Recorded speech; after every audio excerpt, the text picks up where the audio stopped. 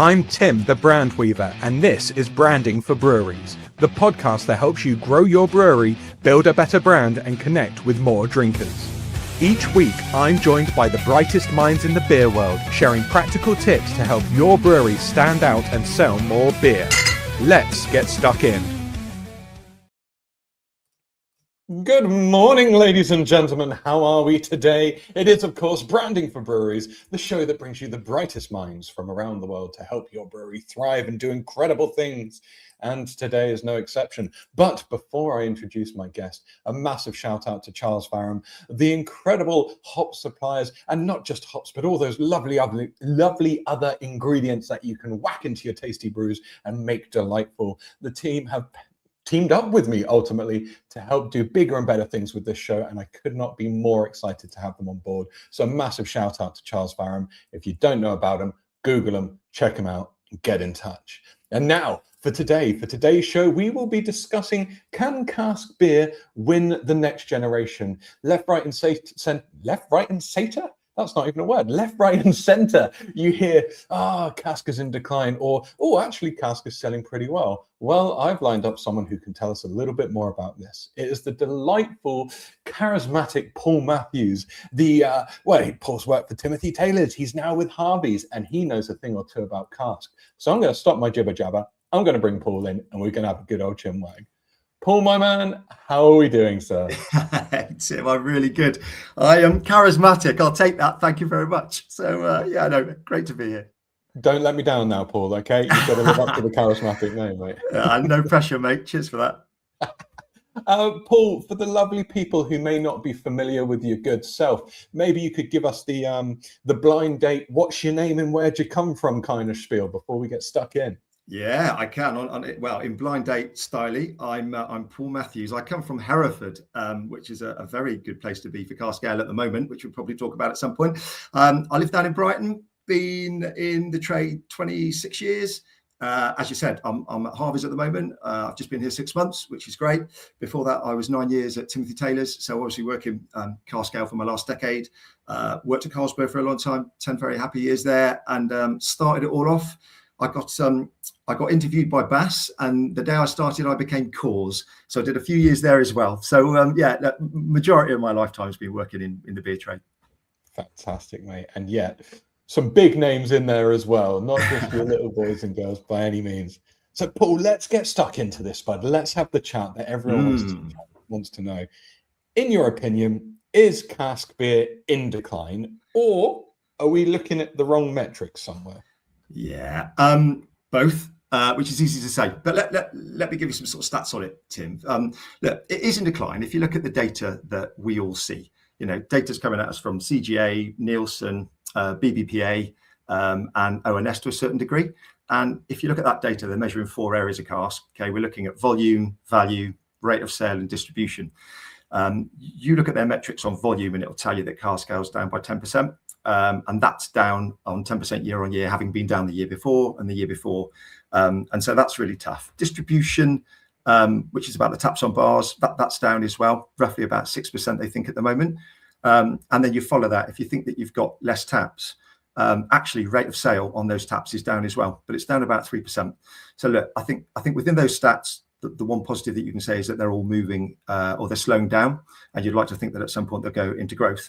But I'll make the point about all those points of data, and is that, that's really looking at bigger brands. So CGA, for example, when you're looking at your top breweries, if you haven't got 1,000 Pubco taps, you're not coming up in that data. So to give you a really good example, if you look at Harvey's Sussex Best, we would definitely be one of the top 10 brands in the UK, but we're not showing up on that data. And the reason is, not 90% of our business is free trade.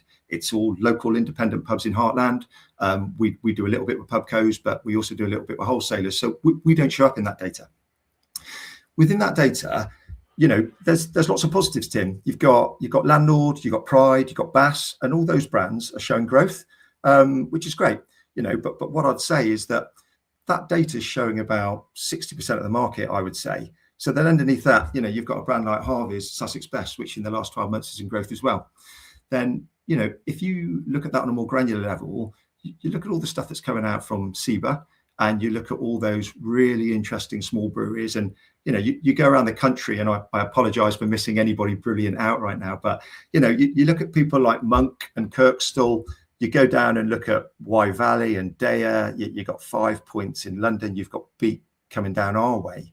And when you go and talk to those guys, they'll tell you that they're absolutely thriving when it comes to cask ale. So for me, look, I think you have to take that data that you get and go, look, overall, yeah, look, the market's going down, but there are lots and lots of green shoots, and some of the really big measures are, you've got some great big brands doing it properly. And then you've also got all of these wonderful small brands that are telling you that they're in really good shape. So like anything, there's a bit of grey in there. But look, down a bit, but some really positive shoots coming out of it as well. It's a really interesting point, I suppose. When the data doesn't truly encompass everything out there, you're going to get this skewed perception on it. But you talked about... Sorry, mate. I was just going to say that the problem is it's really hard to get at it, because how many data people can get around every pub, and the nature of cask, got a lot of rotation coming in and out all the time, so it's really hard. But it's not all of the market. It's not telling us everything that's going on out there. And so you were talking about green shoots, and one of these green shoots is the youth. I'll use the fingered bunny ears youth, because I can't really sit in that anymore. And I talk to a lot of breweries, and some will go, yeah, we got like a rising kind of band of young drinkers coming to cask, and then other breweries are just like, nope, not seen a bit of it.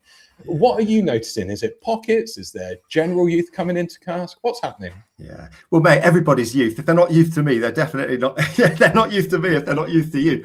But no, I think you're right. It's the same thing. I think we are seeing people come into cask, but I think it's in pockets. And let me put it this way: if you think about all those mainstream pubs, people aren't piling into them, are they, and drinking cask ale? They're drinking Guinness, and that's what we're seeing. But again, you talk to these guys who have got small independent pubs, tap rooms, microbreweries, and you have a chat with those guys, and they'll tell you that they're getting young people in, and they're going for the cask as much as they are for keg.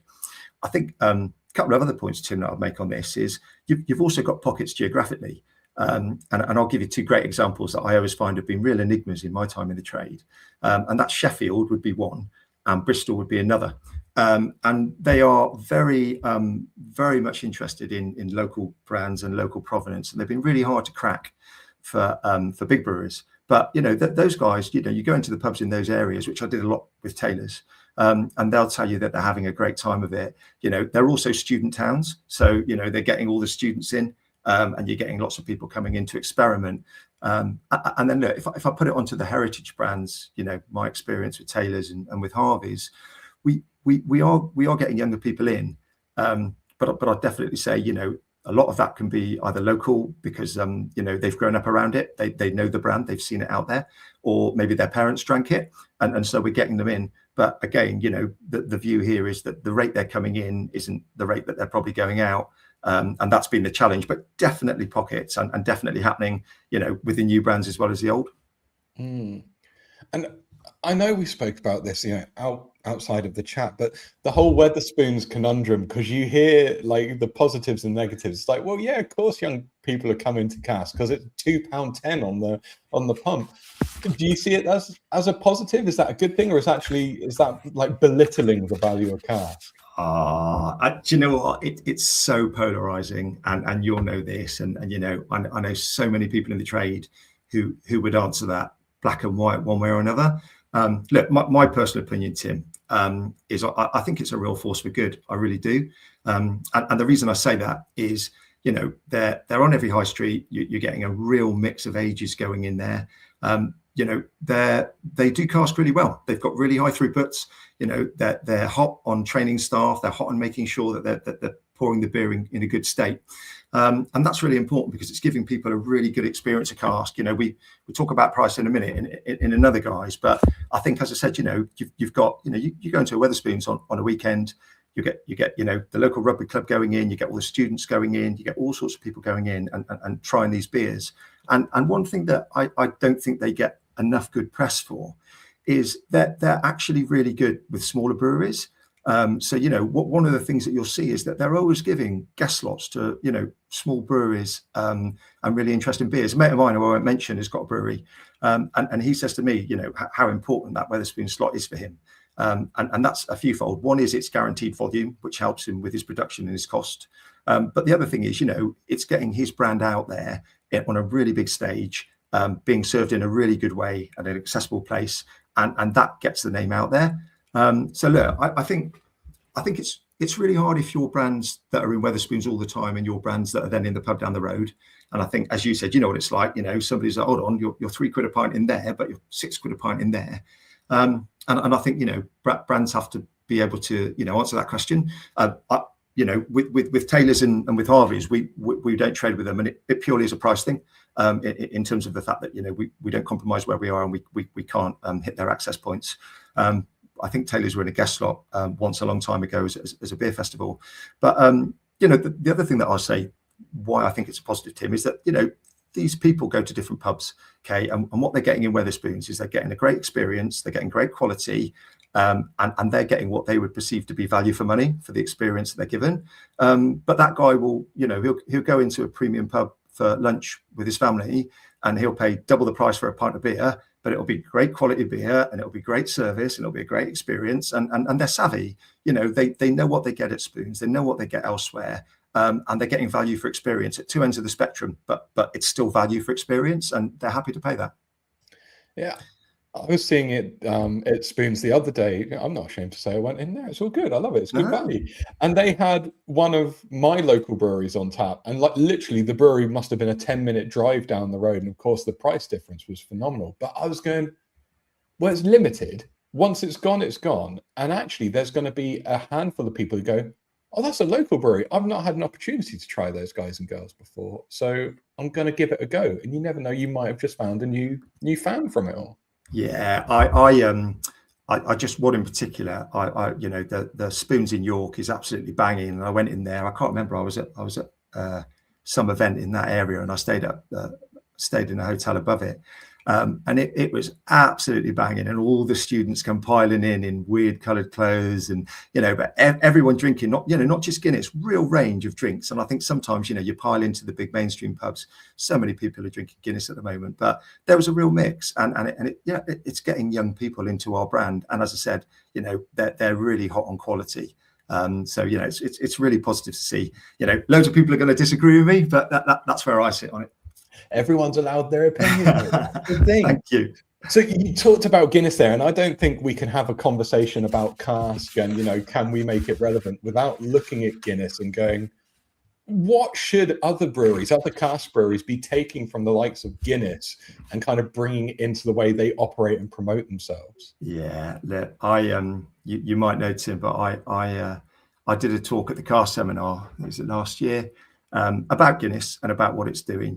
It's phenomenal, isn't it? And if you want to put aside the 250 years of heritage and the 40 million quid a year spend and the sponsorship of the Premier League, great. Yeah, don't worry about those. Yeah, and an amazing marketing team. I think you're right. But no, look, I think all of those things feed into what I think makes a great brand. Okay, that they've got that heritage, and whether you're a young brewer or an old brewer, you'll be talking about your raison d'etre, why you're there, where your ingredients come from, and why you're there.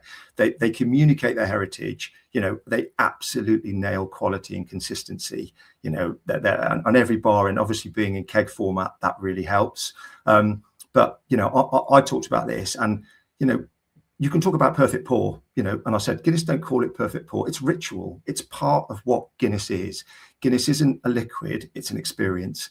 And look at what they've done on their channels. If you get a good one, you talk about it. You're shouting it out online. You're shouting it out to the pub about how great their Guinness is. You're putting it on social media. And if you get a bad one, you're doing exactly the same thing. And they do it so well. And what it does is it regulates staff. And it regulates everybody's expectation of what a great pint should look like. Okay, and I sort of think it's self-fulfilling then, isn't it? How many people go and buy a pint of Cask, and then if they don't get the right serve or they don't get the right glass, that they go back or they start shouting about it. They don't do it. And And we're sort of responsible for that, because one of the biggest things we've got to do is we've got to get that quality and consistency right. But the perfect pour, lots of brewers are trying to lean into that. And I know at Taylor's, and you'll know with Cask Ale, some are with a sparkler, some aren't, some are long spout, some are short spout. Everybody's got their way. But none of us are that one big brand that can do what they do. But all of us have got our own way of doing things. I think Nick Payne from Brains was talking about this last week in the MA. And he said exactly this, we've got to get our own house in order and do our own things the right way, and if we're going out there pub by pub and, we're showing people how to look after the beer, we're showing them how to pour it, exactly how that beer should be poured. Some get poured straight off in 3 or 4 pours, depending on the hand pour. Some need to be put out to settle, always in branded glassware. We can all do those things, and we can do it bit by bit. And you have to remember that collectively, Cask is way bigger than Guinness. And if we all get it right, we're offering a hell of a lot of choice out there. But that's our challenge. But look, all of those things are just what makes a great beer, and we all need to do it on our own scale. That education aspect that you talk about there, obviously Taylor's smashed that. You go on the YouTube channel, you look at all the how-to videos and everything there. But I wonder, there must be a number of brewers out there going, it's not really my responsibility. Surely it's the venues who need to know how to do this properly. Is there kind of a mindset difference between some cask breweries which have embraced that versus those who are just like, no, I'm going to make good beer, and then it's someone else's responsibility for the next piece? No, I think, and again, just leading in on my experience, the first thing that I did when I got to Harvey's, having done so much of it Taylor's, is I go and talk to Miles, who's been around the brewery for 70 years. He's been their man and boy, and his son Ed, who does all our tech services. And I'm like, how do we pour our beer? How do we get the best out of our beer? And every single beer is different, Tim. So you've got to understand how you do that. And it's not like lager, where if it comes in the keg and you could just pour lagers pretty much in the same way. And I just think it delivers results. I don't think any brewery out there would not want to do those things. I think the reality of the marketplace is, it's really tough for breweries, and how many people can afford to have lots of people on the ground going around to every pub that sells your beer to give them that education? I think, Taylor's has got 25 guys all over the country, and their job, it isn't just selling beer, it's getting into that pub and going, right, you've got our beer coming through the door. Do you know how to look after it? Do you know how to get it in perfect condition? Do you know how to make that beer look great? Do you know how to hook it up? Do you know how to pour it? And I'd go the other direction with somebody like Harvey's. We've only got 4 guys, but we've got a small heartland, and so we're all doing it. Or the ones that do, some of the big guys have got people out there doing that, and you've got the small ones who are controlling their own area. And everybody wants to do it, Tim, I think, but it costs a lot of money to put people on the ground and get that education across, doesn't it? So it's tough. Yeah, that's fair. What about, I suppose, formats? Like, so for example, recently Osset White Rat has come out, nitro can, super cool. I loved it. It comes to that ritualistic side of things. There's more experience to the pour and drink. Do you think formats like that can bring a new audience into cask, or is it actually going to frustrate, traditional drinkers? Yeah, it's interesting, because if you had to just ask me generally about nitro, the first thing that springs to my mind at the moment is Rat. I think it's really interesting, but I think this does go down 2 channels. You've got a modern brewer with a great brand, with some real flavour, and you've got young drinkers. And when you talk about nitro, Tim, these young drinkers don't have baggage. Nitro to them is Guinness. It's modern craft brands that have gone into kegs. But when you talk to traditionalists, they start thinking about Tetley, Worthy, John Smith Smooth Flow. And I think what's going on in nitro is really interesting, because it's getting nitro into the young drinkers' repertoire as much as anything. And what you're doing is you're getting smooth, creamy beer into repertoires, which is what Cask can deliver at its best.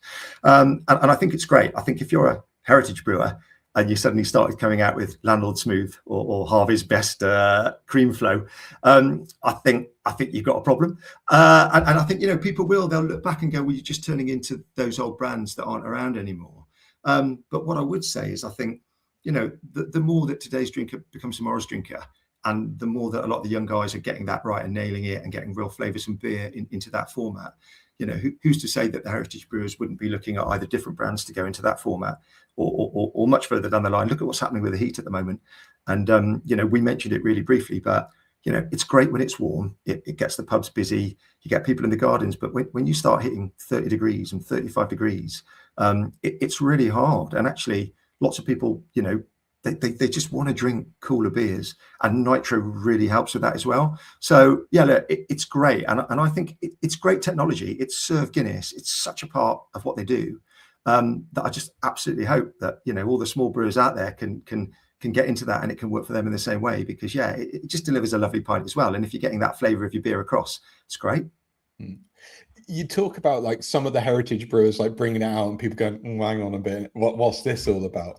And I've had that conversation before where I've worked with Cask brands, like we need a younger audience, we need to attract a younger drinker, but there's that concern that they don't want to be the cool kids who flip their cap around and like try and blend in with the trendy, funky crew. What do you think, like these older breweries need permission from their audience to kind of start to innovate and introduce something new? Yeah, it's really interesting. And if you talk to any heritage brewer, they'll tell you that if they hadn't been innovating, they wouldn't be here. So there is that element of it, but it's definitely nuanced, Tim. And there are permissions, I would say, and I'll give you some examples, and I'll show you why I think the permissions exist. So if you look at heritage brewers, a couple of success stories that stand out for me would be Ghost Ship at Adnams. And I think Ghost Ship has done a really good job. Adnams, you would have been selling way more Broadside, and Best Bitter would have been, probably a lot bigger volume back in the day than they're doing at Ghost Ship. But I believe Ghost Ship's their biggest brand now. And I think there's a few things on that. I think you think back to when Doom Bar came out, and I just think the name was cool.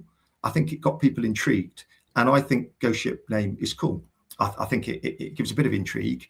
The next thing they did is they went into a more hop forward beer. And so, it was a little bit more about modern hops and a bit away from the kind of norm of your Best Bitters or your Broadsides that they had out there. And then you went into some sort of cooler and detailed branding. Okay. And I just think that St. Austell have done it almost exactly the same. I'd say, it's more modern, but what it has done is it's leaned into that heritage that they've got, and that's where their strength is. And you haven't moved too far away in terms of a crazy name. You haven't gone into a really, really unique style like a New England IPA or a 7% sour. You've moved out of your heritage, but you've leaned into that heritage. I think I can't think of a heritage brewer that's tried to replicate a real craft offering that's had any sort of scale of success.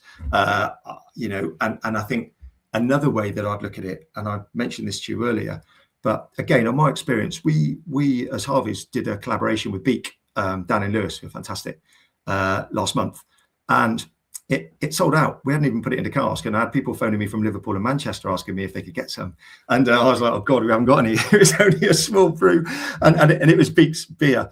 But and then you look at Taylor's with Monk, and they did Northern Rising, did the stout, and we had people on the opening night driving up from the Midlands and driving up from Bristol to try the beer because they weren't sure that they'd get a look in with it. And what I'd say is that if you didn't have that Beak name over the door, and you didn't have that Northern Monk name over the door, and we'd launched a golden ale or they launched a stout, you're not going to get that.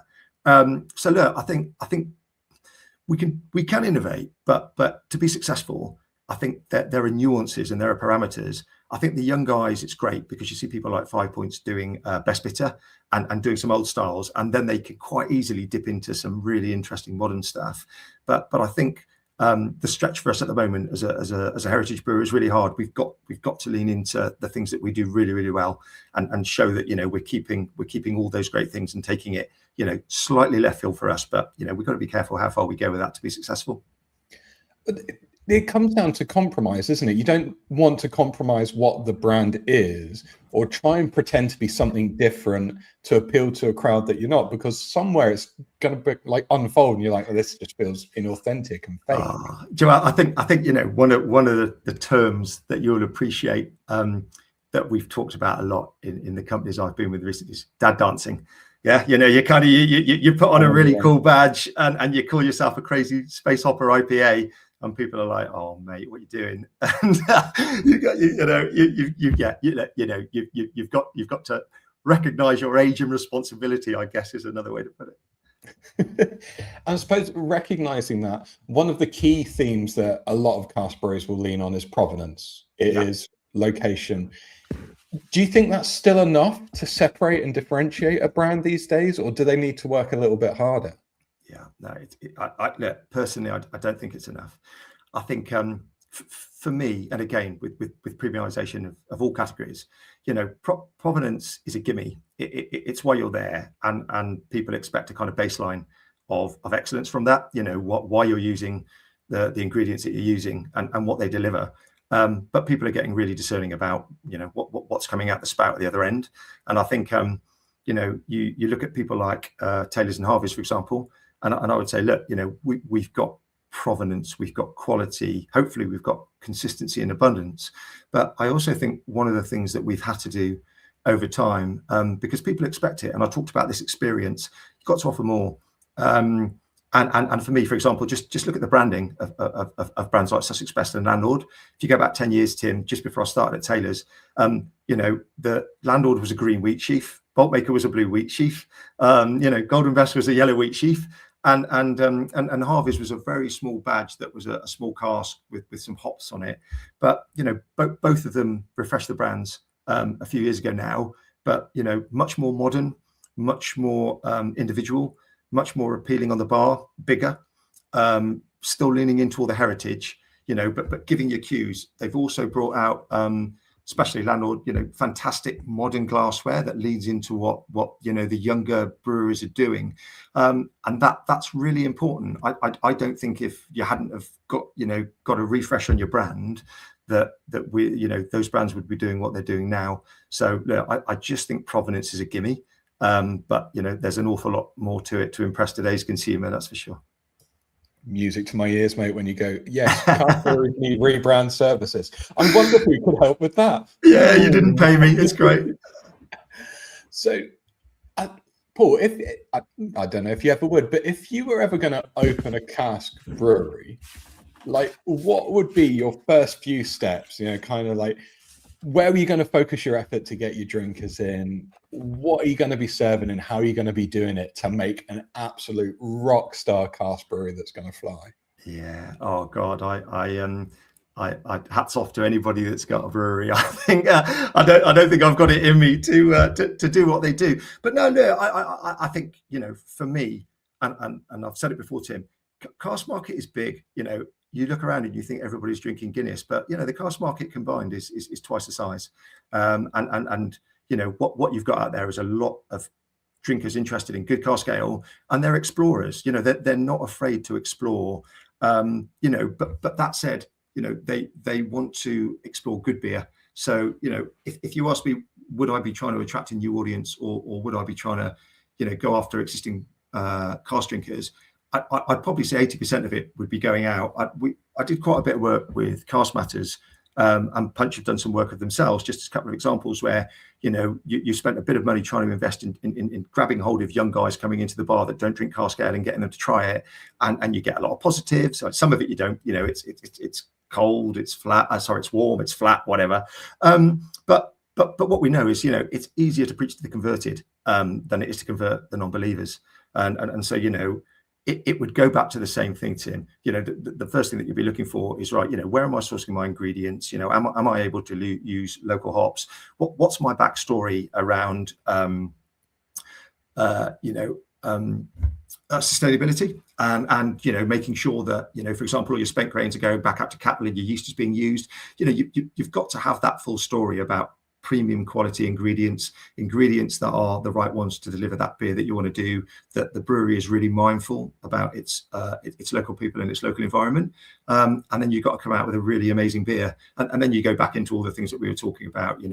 Got to make sure that you're supporting that in the right way, that you make sure that you're really clear about how that beer is being served and what that beer stands for. And I just think those cask ale drinkers will see an interesting badge or an interesting name over the door, but if you ain't delivering that quality, behind that, it's not going to work. But if you get all that right, I think you're stealing a bit of share. But also, get that right as a modern brewery, as we're seeing, and that gives you the opportunity to maybe play around with some really interesting styles. And within those styles, I think you're then stealing from keg and craft keg brands that aren't so hung up. They just want to try great beer and great styles.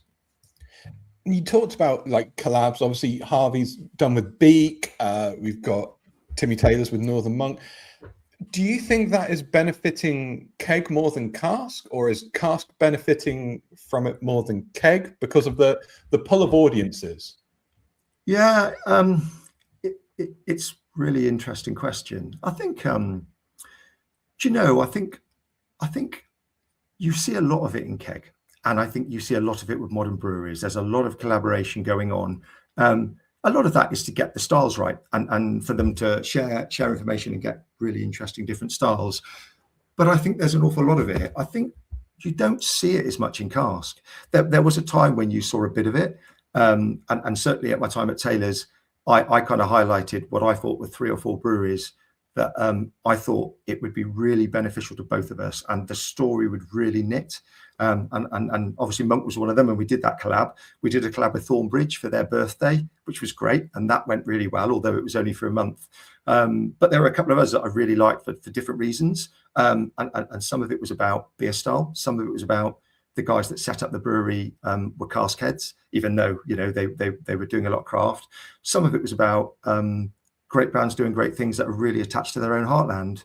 But I do think that with cask, because there's less of it, sometimes when it's old school with new cool, you get a lot more noise in cask about that happening, because we're not seeing as much of it as maybe we were before COVID.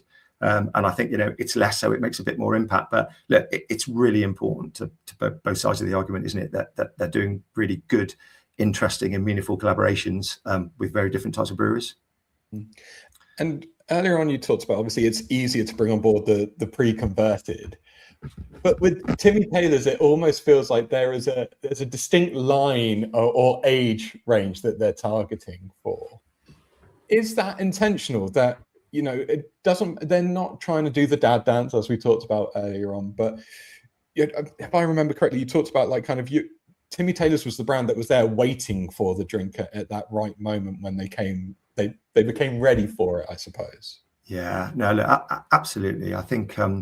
Again, it was something that we kind of touched on in a conversation at the Cask seminar, but it takes an awful lot of money to get to younger drinkers. If you're not those kind of cool tap rooms on the floor that they see as being really funky. And I think you could spend an awful lot of money trying to drop the age of your consumer by 5 years or 10 years.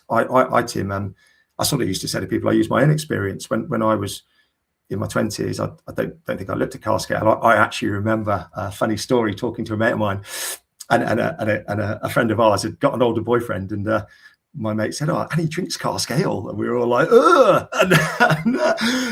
But all of a sudden, you hit 30 and you hit 35, and you love going out for a beer. And all of a sudden, I started to get heartburn. I found it gassy. And then, I liked good beer, or what I perceived to be good beer. And a lot of that was more about the marketing of the brand or the taste of it once I tried it. And then you start asking people what they drink, or you start to find a little bit more about those brands. And that's the stage where you get found. If you're that absolute quality beer and, you are to ale what that craft brand was to a younger drinker now, one of your mates will go, "Oh, well, that's, quote a Madonna phrase, but that's the sort of nectar of cask ale. You want to have a go at that, and when you do, you find it amazing. And I just think you've got to invest your money. Look, we're always trying to move the dial on marketing to younger consumers, but as I said, none of us are Guinness, none of us are Coors, none of us are Heineken. You have to work within your own parameters, and you have to make sure that when people find you, they absolutely find you in tip-top condition, and they'll come back. I've just got in my mind like the next marketing campaign for Cask is like, "Do you suffer with heartburn and uncontrollable bloating? Then drink craft beer." I might do a collab with Rene, see how that goes on, does it? Yes, let's make it happen. I'll be the Rene crossover. Exactly. Yeah, brilliant. So, Paul, in your mind, mate, what do you see coming down the road for Cask? Like 5 years ahead, is it a positive picture? Yes. I think it could be a little bit longer, Tim, and I'll tell you why. It was really interesting. I think his name's Andrew Turner. Chap from St Austell did a bit on the Cask report in the MA last week, and he was saying that I think Cask will be the next cool thing on the bar. And I think if you take that upstream, or you take that to a sort of macro level, what's always interested me is if you look at beer styles in the UK and you look at it over the last 130 years, 140 years, beer styles have changed. You go back to the early 1900s and you're talking about porters and IPAs, and then sort of stout come in on the back of porter, and those brands probably hung around for like, I don't know, 30 years, 40 years, and then we went into milds, and we went into best bitters, and we went into cask, and that had a long time, mild as being the number one beer that people drank. Then lager came along, and keg beer. And you remember some of the old fizzy keg beers. They should do a collaboration with Renee, that's for sure. And then but lagers stood the course now for a lot longer than any other brand, and lots of reasons. It's upped its game. The quality's got better. The theatre, the invigoration, the amount of brands that are coming in. But what you then had, as you recall, is you had the craft movement, and that started to move in, and it looked like that was going to be what took over from lager. And then more recently, you've got Guinness and what that's doing. But one of the big points about that market is those market shifts have generally come historically because everybody's piled in. So all the big boys went into porter and IPA, then all the big boys went into mild. What you saw with craft is that the big boys tried to get into that. And we all know that, suddenly you've probably got that provenance issue other than one very big brand that does really well. And so it didn't take off because they didn't change their style in that way. Now, when you talk about the market now, the market isn't stout, it's Guinness. You look at the size of Guinness. And the interesting thing here is, the other big boys aren't piling into it. You've got Murphy's out there, which is the obvious choice, and it's a great brand and it's owned by a big brewery. But, you think about the amount of money that they'd have to plow into that brand to compete with Guinness at a scale. And what if it fails? Suddenly, we've also seen, Tim, when Guinness had a shortage a couple of years ago, was it last Christmas? Lots of people were putting on other stouts, but the minute it came back, they went back. And I'll tell you another example. I was in a very popular pub down in Bristol that sells lots and lots of beers, and not overly a Guinness fan, but sells a lot of it. And people are coming asking for Guinness, and he'd be like, no, but I've got this beautiful stout, local stout from Bristol, and this one is very chocolatey. This one's coffee. It's like, I'll have a Madry. Seriously. And so look, I think there's two things. People like the next big thing, but I don't think in stout the next big thing that is mainstream is there for them. And then all the things that we talked about that Guinness do to offer this heritage. Cask has got it in abundance. But let me tell you two other things. Indulge me, because I was thinking about this the other day. I'll tell you two other brands that I think are really playing into cask becoming cool. One of them is Hawkston.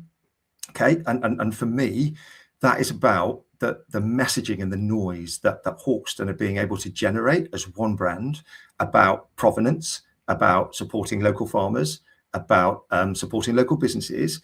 And I know quite a lot of guys who work at Hawkston, and they're out there, knocking doors. And first of all, you've got the conversation about, do people like Jeremy Clarkson or not? And if not, that end of story. But one of the things that's being said back to them the minute they walk through the door is, oh yeah, local farmers and heritage and small businesses, and I see it on telly. How long have cask brewers been trying to get that message across? Forever. But that message is hitting home. And the final one that might make you smile a bit for me is Stella.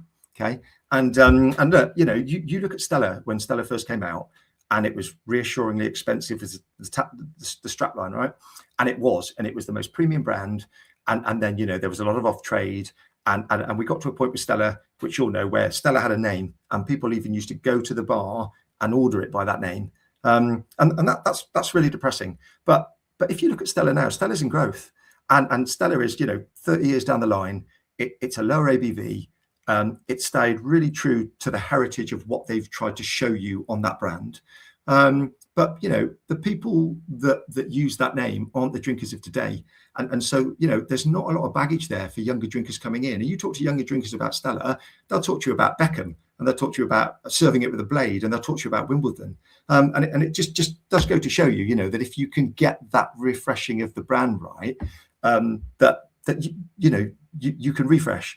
And so look, what does the market look like in 5 years for me? A thriving cask market. It will get smaller.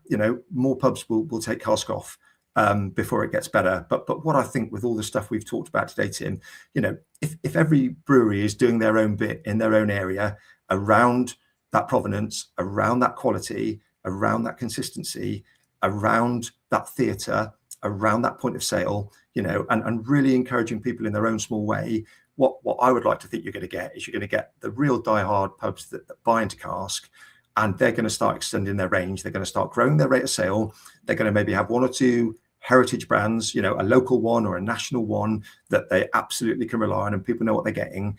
And then on top of that, they're going to have 2, 3, 4, 5, rotations of really great local beers and exciting pins.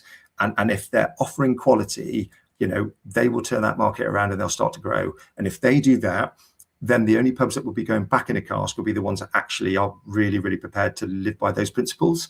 And for me, I would love, as you can see, nothing more than cask ale to be the next big category that takes over from Guinness, takes over from Hawkston, takes over from lager, for all the reasons that we've talked about, and giving everybody, great breadth, great flavour, great differential. And I'd be a very happy cask ale salesman. No doubt, I'd be a very happy cask ale drinker, my man. I'm bought into the vision now. Thank you. And all they need to do is listen to this podcast to work out exactly how to do it, right? Let's hope so. Paul, mate, this has been a phenomenal chat. Thank you, buddy. Welcome. If people wanted to reach out, pick your brains, or just wax lyrical about cask, I suppose, where could they find you, my man? Mate, anytime. Just phone up Harvey's, ask for me. Happy to share. I'm on LinkedIn, so you can get me there anytime. Not hard to find my email address, pmatthews@harveys.org.uk. Look, I'm all for it. The nicest thing about cask ale is that we're collaborators. All of us big breweries, we all share, we all try and share our experience. We're all very open about the things that we're doing, to try and engage consumers. And it's great. I love, I love going to the CB meetings up at Taylor's and meeting all the small brewers in the area. Love doing the collaborations with Beacon, some of those local guys. I just think it's great. And, we would steal with pride any great innovation, and likewise we love people to do the same with our brands. We all need to work together to make this thing work. Fantastic, mate. Well, once again, Paul, thank you so much for the time today, buddy. Everyone who's tuned in, left a little emoji or a little wave, whatever it is, thank you. I hope you enjoyed the chat, and stay tuned for more fantastic episodes of Branding for Breweries, because we've got other incredible guests, just like the wonderful, he was charismatic Paul on the show. Cheers, guys. Cheers. Thanks for the time. Cheers. That's a wrap on this week's episode of Branding for Breweries. If you got something great from it, hit follow, like, and subscribe on your favorite streaming app. Or even better, leave a review, share it with your brewery pals, or get in touch, because I want to chat to you. Rock on!